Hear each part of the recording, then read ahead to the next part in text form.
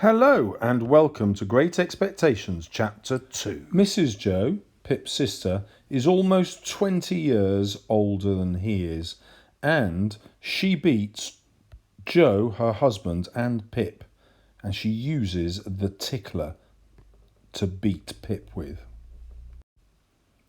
Joe is huge and powerful like Hercules, but he's foolish and he lets his wife beat him, even letting her whip Pip with the tickler. Mrs. Joe even throws Pip across the room like a missile or a cannonball at Joe, who catches him. Joe and Pip eat their disgusting bread carefully.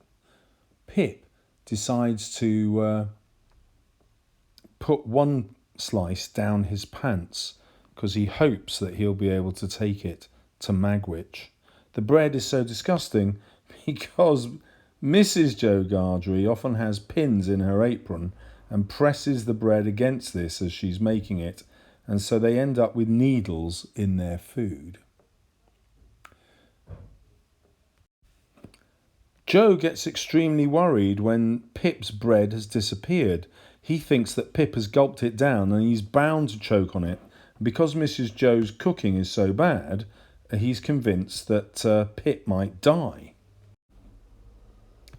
They won't tell Mrs. Joe what they're talking about for fear of insulting her. She becomes furious and she goes over to her huge husband and actually smacks his head against the wall repeatedly, and he lets her. Eventually, Joe grasses Pip up and tells his wife what he's done. He's choking on the bread. So she instantly goes off and gets a disgusting concoction called tar water, forces it down Pip's mouth, and then forces it down Joe's, with the view that this will make them both sick and puke up anything that they shouldn't have swallowed.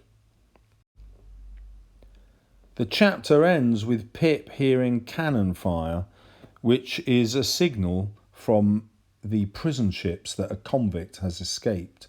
He apparently has not worked out what the cannon fire means before and asks Joe, who tells him of its significance.